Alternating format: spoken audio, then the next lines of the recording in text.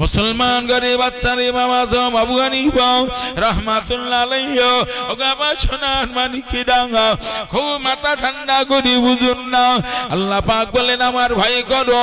ইমাম আজম আল্লাহর কতটা ভয় করেছেন।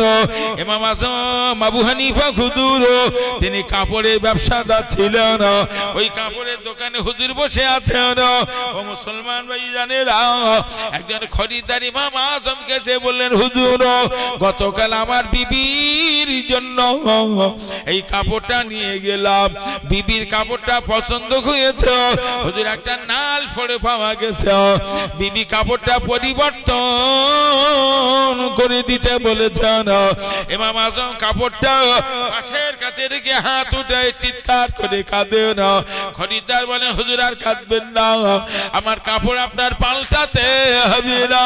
ইমাম আজম বলে নাই খরিদ্দার কাপড় তোর পাল্টে দেব, আমি কেন কাঁদি তুমি জানো না?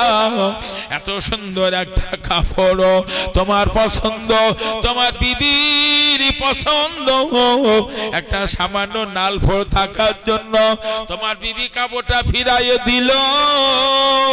কিয়ামতের দিন আমার আল্লাহ পাক আমাকে যদি বলে ইমাম আজম রে তোর আমলনামায় নাল ফোড়ে পড়ে আছে, আমলনামাটা ফিরাইয়ে নে। এই জন্য বসে বসে কাঁদি মুসলমান, আল্লাহর ভয় করুন। কি পরিমাণ হারামের সঙ্গে আমরা যুক্ত। ইমাম আজম আবু হানিফা রাহমাতুল্লাহ আলাইহি হুজুর আমার কাপড়ের দোকানে বসে আছেন। একজন ব্যক্তি এসে বলে হুজুর আপনার দাওয়াত দিয়েছিলাম, আমার বাড়ি একটা সবরে স্থানীয়। ইমাম আজম আবু হানিফা কর্মচারীকে বলেন টাকা হিসাব করে নে বাবা, কাপড় হিসাব করে নাও, আমি একটা সবরে সানিতে রওনা হলাম। ইমাম আজম আবু হানিফা সন্ধ্যার আগে ফিরে এসে কাপড় হিসাব করলেন, টাকা হিসাব করে দেখলেন 10টা টাকা বেশি হয়ে গেছে। ইমাম আজম বলে 10টা টাকা কেন বেশি হলো? কর্মচারী বলে হুজুর আপনি বলেছিলেন দুটো কাপড় এক জায়গা করে খুঁত আছে 5 টাকা করে কমে বিক্রি করার জন্য। হুজুর ওই কথা আমার মনে ছিল না, এখন মনে পড়ে গেল। ইমাম আজম বলে সেই খরিদ্দারকে চিনবে? বলে হুজুর সেটা সম্ভব নয়। ইমাম আজম বলে সেই 10টা টাকা চিনবে? বলে হুজুর সেটা সম্ভব নয়। ইমাম আজম বলেন কোনটা যখন সম্ভব হলো না, ক্যাশ বাক্সে যত টাকা আছে বার করে দেও, সব আল্লাহ রাস্তায় দান করে দে বাবা। আল্লামা রুহুল আমিন তিনি তার কিতাবে লিখেছেন ওই দিন ইমাম আজমের ক্যাশ বাক্স 30,000 টাকা ছিল।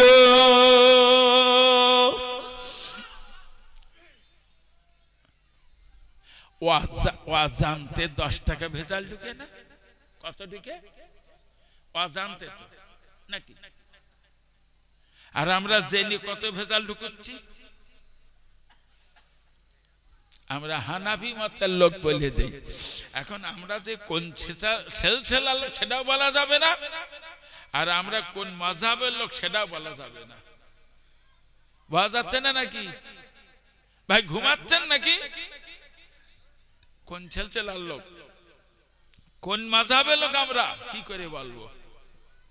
এই মুসলমান ভাইয়ানেরা খুব মাথা ঠান্ডা করে শুনুন না বাপ। ইমাম আজম আবু হানিফা রাহমাতুল্লাহ আলাইহি আমার ভাইজানেরা নিজের কবরটা নিজে বানিয়েছিলেন। ওই কবরের ভিতরে ইমাম আজম তিনি 7,000 বার কোরআন খতম করেছেন। ইমাম আজম কবরকে বুঝাইতে নাই কবর আমি তোর কাছে 7,000 বার কোরআন শোনাইলাম, আমি যখন তোর কাছে চলে আসব খবরদার যেন বেয়াদবি করবি না।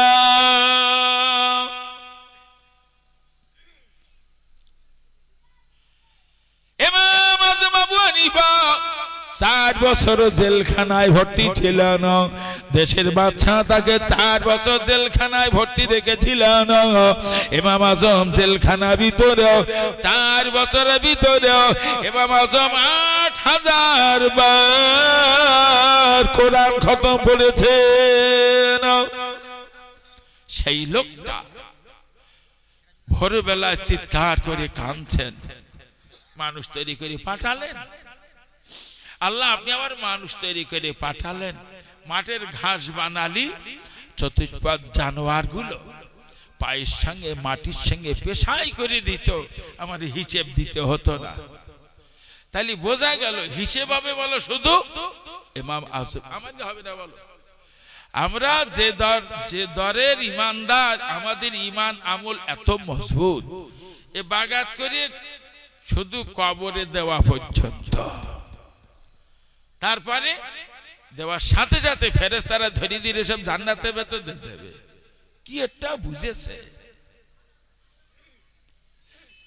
বড়টা হুজুরদের জানাজা পড়ে একটু কায়দা করে মোনাজাত করলেও পার হয়ে যাবে, বিশ্বাস করবেন না। একটু তাড়াতাড়ি বলবেন, নবীর চেয়ে বড় হুজুর কার কার বলা যায়? আমার নবীর চেয়ে বড় হুজুর কার কার বলা যাবে? কারুর বলা যাবে ভাই? আমার নবীর পাণ্ডিত্য, আমার নবীর জ্ঞান ওজন করা বাটখারানি, এটা রজব চাঁদ বল, এটা রজব চাঁদ। এই চাঁদে 27 তারিখে আল্লাহ নবীর দাওয়াত করেছিলেন আল্লাহর আরশ মহল্লায়। কোরআনে এসেছে সুবহানাল্লাযী আসরা বিআবদিহি লাইলাম মিনাল মাসজিদিল হারামি ইলাল মাসজিদিল আকসা। পবিত্রতম রাতে রাসূলুল্লাহ বাইতুল হারামের পাশেই ছিলেন। জিবরাইল মারাফাত নবীকে বাইতুল আকসাতে নিয়ে গেছে, যেটা জেরুজালেমে বাইতুল মুকদ্দাস বলা হয়। আল্লাহ বললেন জিবরাইল যাও আমার হাবিবকে আনবে, এটা বোরাকে করে নিয়ে আসবে। তো জিবরাইল জান্নাত থেকে এক বোরাকে নিয়েছে, সেই বোরাকে চড়িয়ে নবীকে নিয়ে জিবরাইল সপ্তম আসমানের উপরে চলে গেছে। ওই জায়গাটার নাম সিদরাতুল মুনতাহা, জিবরাইলের বাসা। জিবরাইল বলছে হুজুর আমি আর যেতে পারবো না, আমি এখানেই থাকবো, আমার বাসা। এবারে এখান থেকে আপনার একা একা যেতে হবে। হুজুর বলছেন জিবরাইল আমার একা রেখে চলে যাচ্ছে, আমি একা যাবো কেমনে? বলে কোনো চিন্তা নেই, আপনি এবার রফে চলে যাবেন আরশে। বুখারী শরায় বলেছে রফ বলতে একটা সবুজ রঙের বালিশের মতন দেখতে।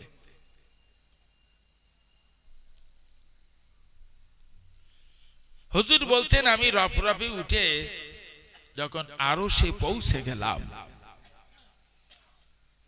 ওই সময় এক তাফসীরে রুহুল বায়ানে আল্লামা ইসমাইল হাক্কি আফিন্দি হুজুর লিখছেন আমার গলায় একটা বিন্দু এসে পড়লো। আল্লামা হুজুর বলছেন একটা বিন্দু এসে আমার গলায় পড়লো, পড়ার সাথে সাথে সাততাবক আসমানে কোথায় কি আছে আমি রাসূল জানতে পারলাম, সাততাবক জমিনে কি আছে নবী বলছেন আমি জানতে পারলাম।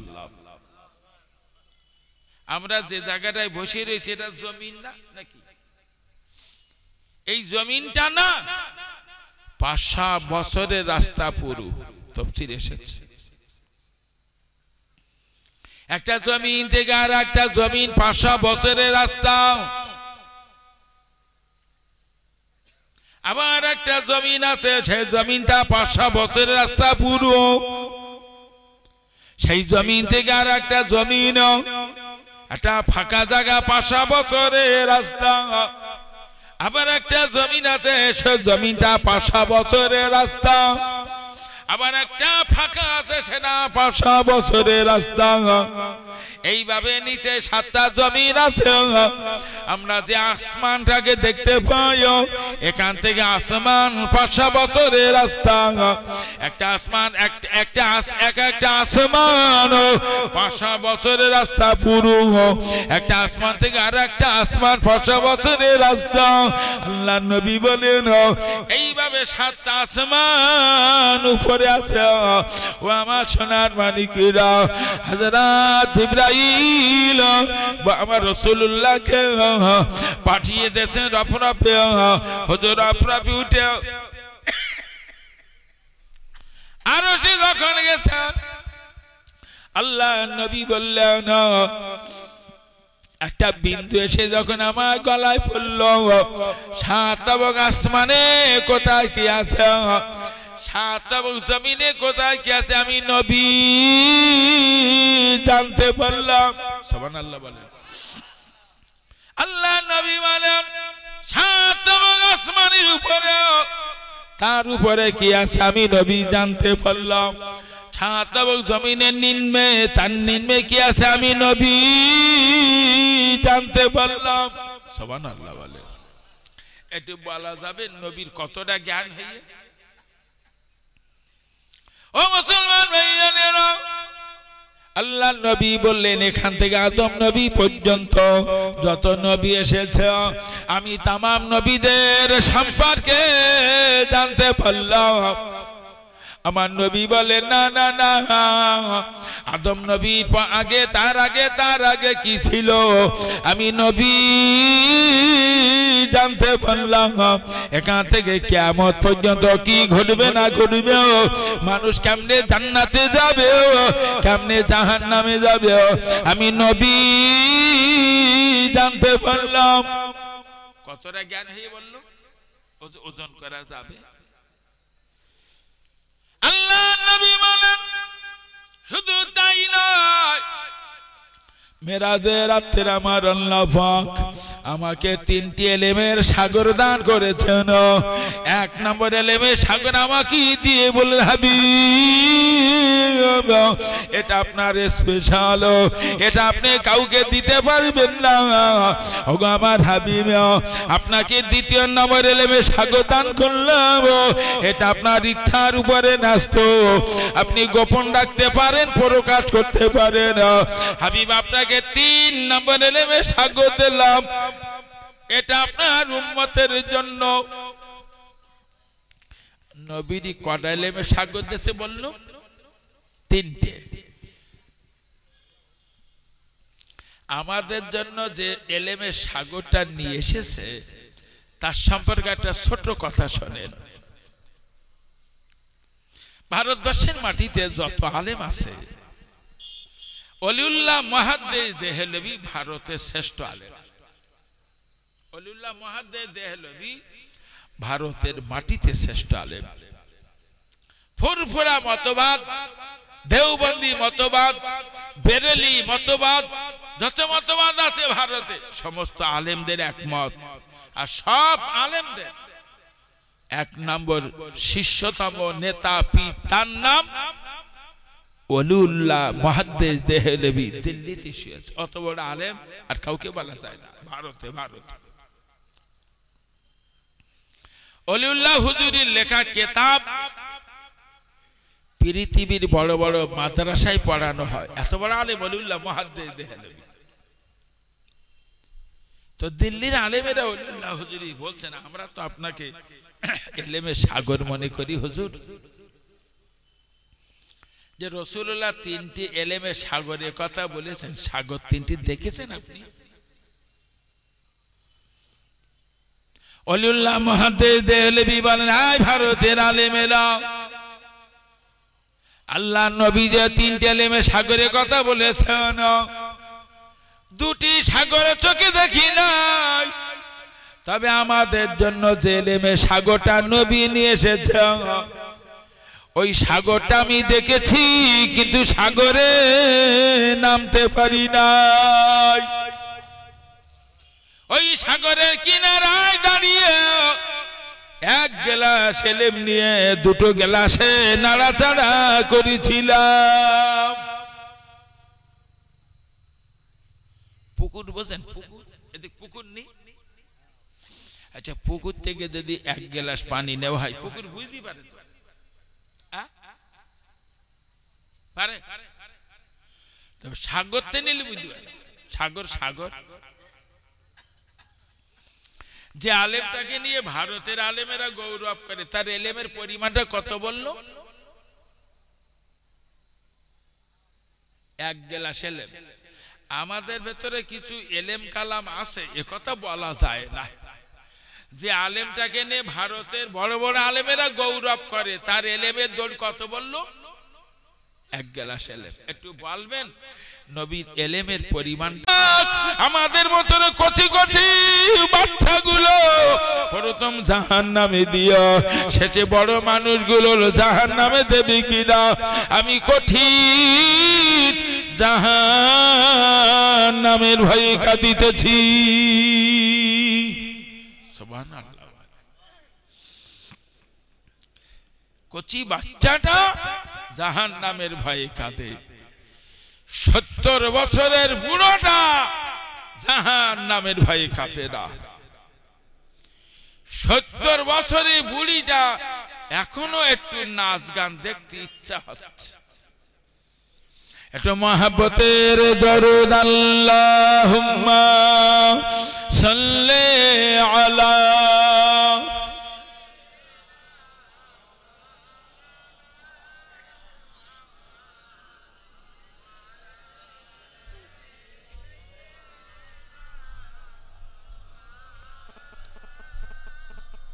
ভাইজান। এখন সন্ধ্যে না নাকি বলতেছে? এখন সন্ধ্যে সবে 9:10 হইয়ে সামান্য রাত হইয়ে, তা দরুদ শরীফ মিন মিন করে আওয়াজ হবে কেন? একটা আওয়াজ হবে এবং মহাব্বত হবে। দরুদ শরীফ যখন মহাব্বতের সঙ্গে পড়বেন, মিন মিন করে পড়বেন না। নবী জিন্দা না মুর্দা গো? তিরমিজির হাদিস এসেছে, ইন্না লিল্লাহি মালাইকাতান সাইয়াহিনা ফিল আরদে ইউবাল্লিগুনা মাতে সালাম। হুজুর বলছেন নিশ্চয়ই আল্লাহ तमाम পৃথিবীতে আমার জন্য অগণিত ফেরেশতা ছড়িয়ে রেখে দিয়েছেন। সুবহানাল্লাহ বলবেন না? কি গ্রামটার নাম? বাদাল নাকি বাদলামারি। এখন বাদলামারিতে না বলো, সুন্দরবনে না, ক্যানিং না, বারুইপুর না, কলকাতায় না। হুজুর বলছেন तमाम পৃথিবীতে আল্লাহ আমার জন্য অগণিত ফেরেশতা ছড়িয়ে রেখে দিয়েছেন উম্মতের সালাম দরুদ সালাম আমার কাছে পৌঁছে দেওয়ার জন্য। সুবহানাল্লাহ। জিন্দা নবী তো জিন্দা নবীর মাজারে এখন এই ফেরেশতারা সালাম নিয়ে যাবে। হুজুর খুশি হবেন না কষ্ট পাবেন? একটু মহব্বতের সঙ্গে জোর আওয়াজে আল্লাহুম্মা সাল্লি আলা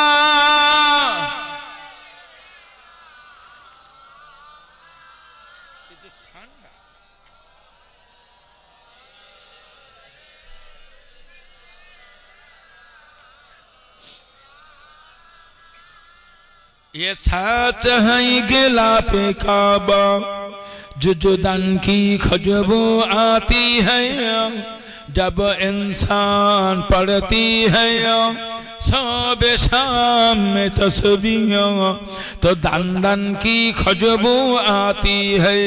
अल्लाहुम्मा सल्ली अला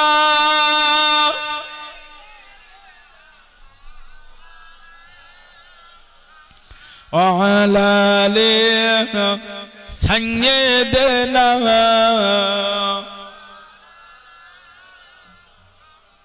আমার ভাইয়েরা, জগতের বড় ইমাম ইমাম আযম আবু হানিফা রাহমাতুল্লাহ আলাইহি হুজুর পবিত্র রমজান মাস যখন আসতো ওই রমজানে 30টা তারাবিতে হুজুর 30 খতম কোরআন পড়তেন।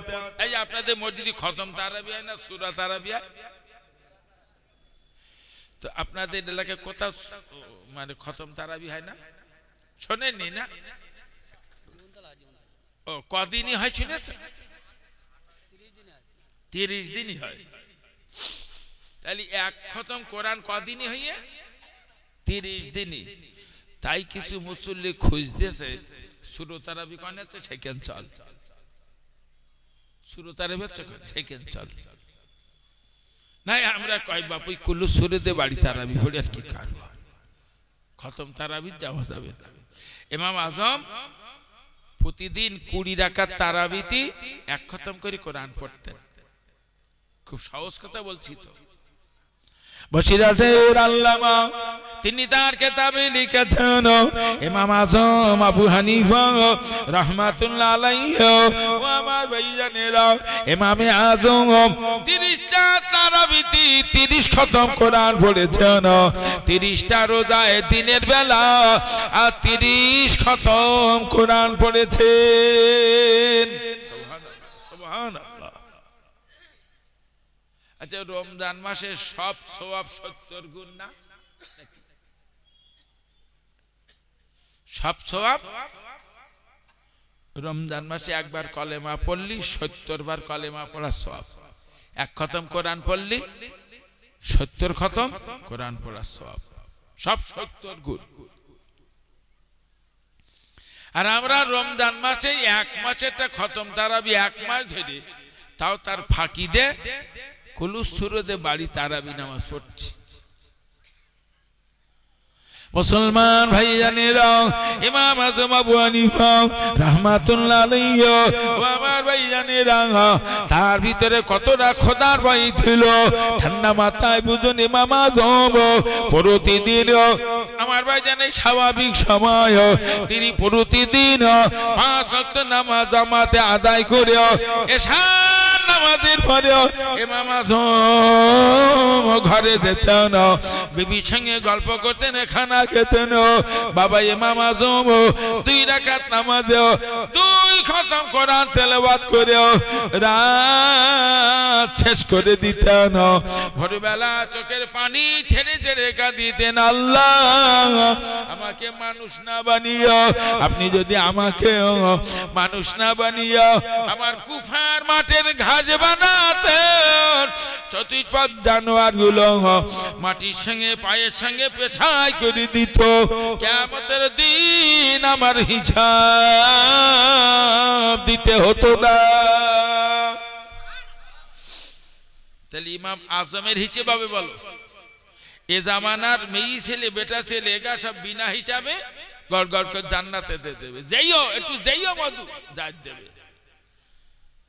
ও মুসলমান ভাইয়েরা, ইমাম আযম আবু হানিফা কোন রাতের বেলা এশার নামাজের পরে ঘরে যেতেন, বিবির সঙ্গে গল্প করতেন, খানা খেতেন। বাবা খানা খেয়ে ইমাম আযম আমার বাজেন এশার নামাজের পরে ঘরে 500 রাকাত করে নামাজ আদায় করেছেন। ক রাকাত বল? 500 রাকাত। সেই লোকটা বলতেছে যে কিয়ামতের দিন হিসেব দেব কেমনে? এটা মসজিদ প্রাঙ্গণে সভা তো নাকি? এই মসজিদে জুমার নামাজে দেখবেন কোন জায়গায় জুমার 2 রাকাত ফরজ নামাজ পড়ে বেশ কিছু মুসল্লি বাড়ি যায়, এদিকে ও দোষ আছে নাকি? আছে? ও আল্লাহ মনে করতেন বোধ এলাকাটা ভালো আছে, ও বাইরাম এখানেও স্থায়ী তো কি এটা বুঝেছে, 2 রাকাত নামাজ পড়ে সব বাড়ি যাচ্ছে। এটা মহব্বতের সঙ্গে কলেমা জিকির লা ইলাহা ইল্লাল্লাহ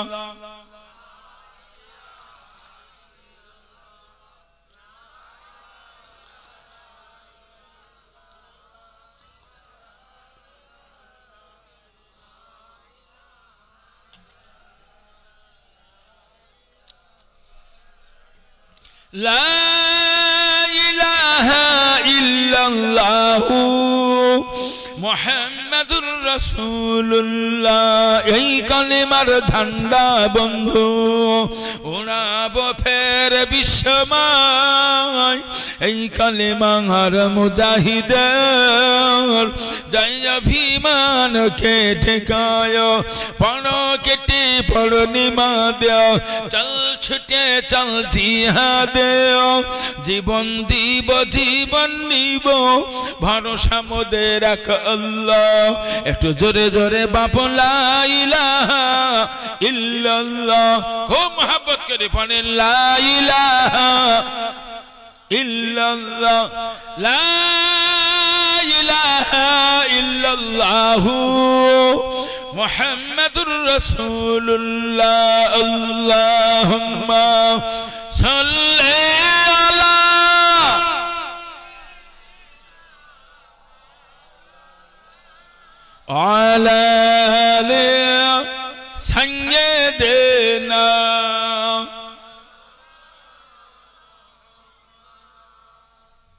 আপনারা সব বললেন ফুরফুরা সেলসেলা লোক না না, সব বললেন তো নাকি? ফুরফুরার মহামান্য পীর মুজাদ্দেদে জামান বসিরহাটের আল্লামা এনারা কেতাবে লিখেছেন জুমার দিন জুমার ঘরে দাঁড়িয়ে 22 রাকাত নামাজ পড়তে হবে। খুব ঠান্ডা মাথায় বোঝেন, নামাজ শিক্ষায় লিখেছেন আল্লামা রুহুল আমিন জুমার দিন 22 রাকাত নামাজ পড়তে হবে।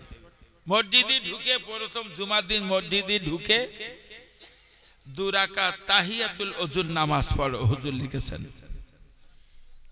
তারপরে 2 রাকাত দুখুলুল মসজিদের নামাজ পড়ো, 4 রাকাত ক্বাবলাল জুমা সুন্নাত নামাজ আদায় করো, ইমামের পেছনে 2 রাকাত জুমার ফরজ নামাজ আদায় করো, তারপরে 4 রাকাত বাদল জুমার সুন্নাত নামাজ আদায় করো, তারপরে 4 রাকাত আখিরি জোহরের নামাজ পড়ো, 2 রাকাত জুমার সুন্নাত নামাজ পড়ো, 2 রাকাত নফল পড়ো। এটা দাদা হুজুর আল্লামা রুহুল আমিন লিখেছে।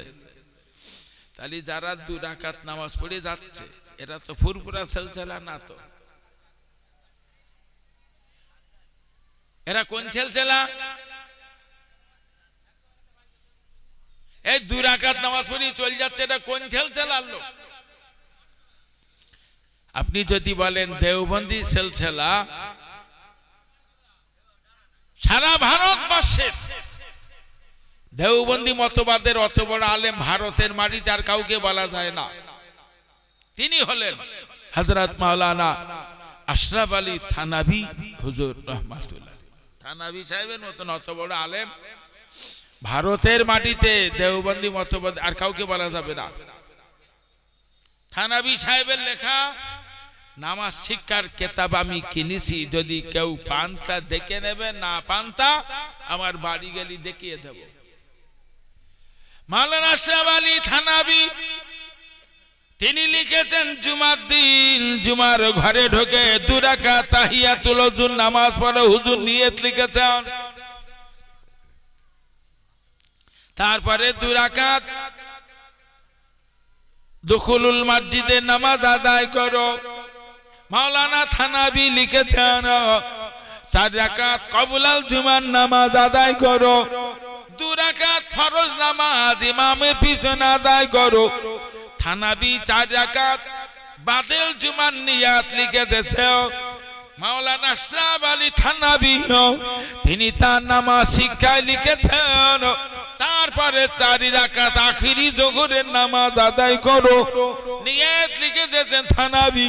তারপরে 2 রাকাত জুমার সুন্নাত নামাজ আদায় করো। তুই কোন মতবাদের লোক?